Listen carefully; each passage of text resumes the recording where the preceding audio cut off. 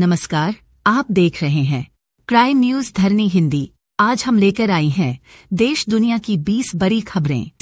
तो आइए शुरू करते हैं आज की सुर्खियों से। वाकिफ बिल पर राजनीतिक धमाल। वाकिफ बिल पर अमित शाह और अखिलेश यादव की जोरदार तकरार, जिसमें पारदर्शिता और प्रबंधन को लेकर संसद में गर्म बहस हुई। वाकिफ बिल पर बड़ा बयान। धार्मिक संस्थाओं में दखल नहीं देगी सरकार। किरेन रिजिजू ने कहा, यूपीए के कानून में खामियां थीं, इसलिए संशोधन जरूरी, जबकि विपक्ष ने इसे सांप्रदायिक एजेंडा बताया। फवाद खान की फिल्म पर एमएनएस की रोक। राज ठाकरे की पार्टी एमएनएस ने पाकिस्तानी एक्टर फवाद खान की फिल्म अबीर गुलाल के रिलीज का विरोध करने की धमकी दी है, जिसे 9 मई को रिलीज होना है।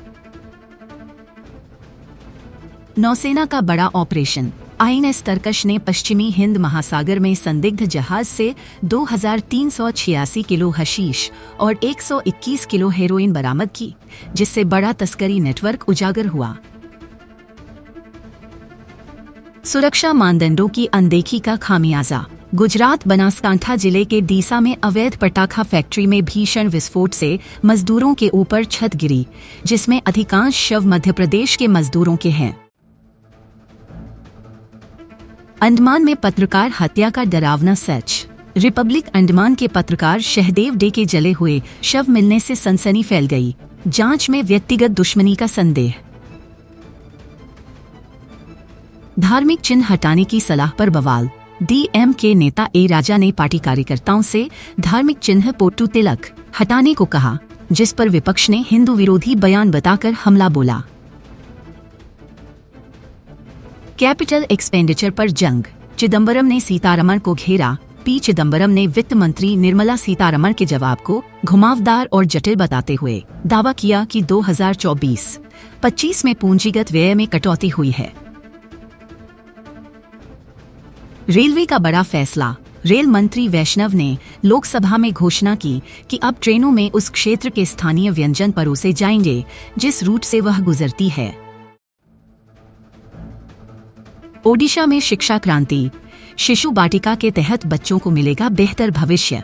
ओडिशा के मुख्यमंत्री मोहन चरण मांझी ने भुवनेश्वर के बरगढ़ हाई स्कूल में बच्चों को खरी छुआई और नए स्कूल बैग वितरित कर शैक्षणिक सत्र की शुरुआत की।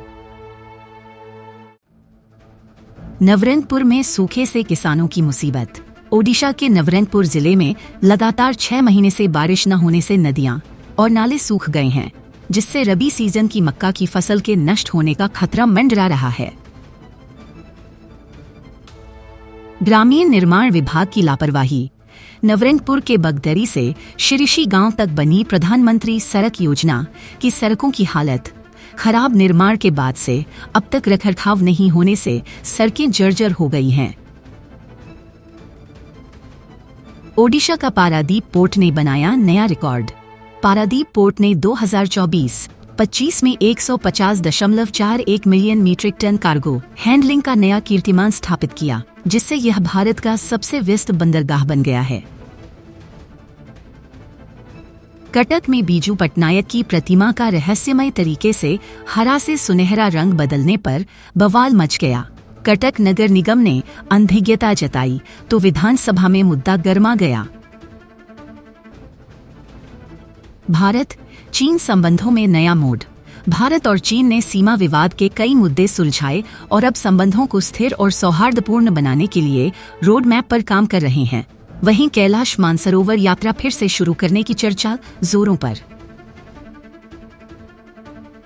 बांग्लादेश तोड़ दो।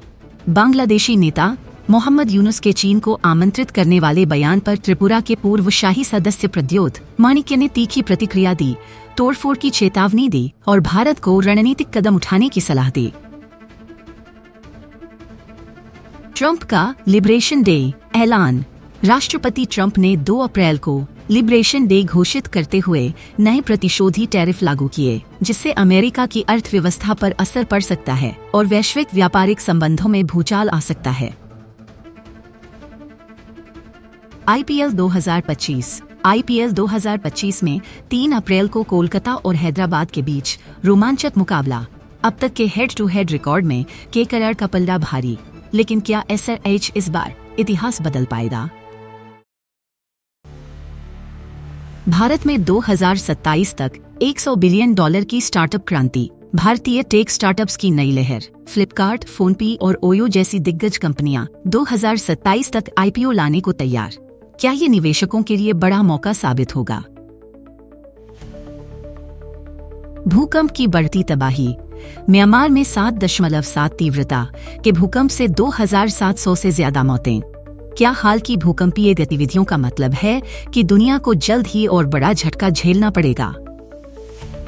तो ये थीं आज की 20 बड़ी खबरें। जुड़े रहिए प्राइम न्यूज़ धरनी हिंदी के साथ। नमस्कार।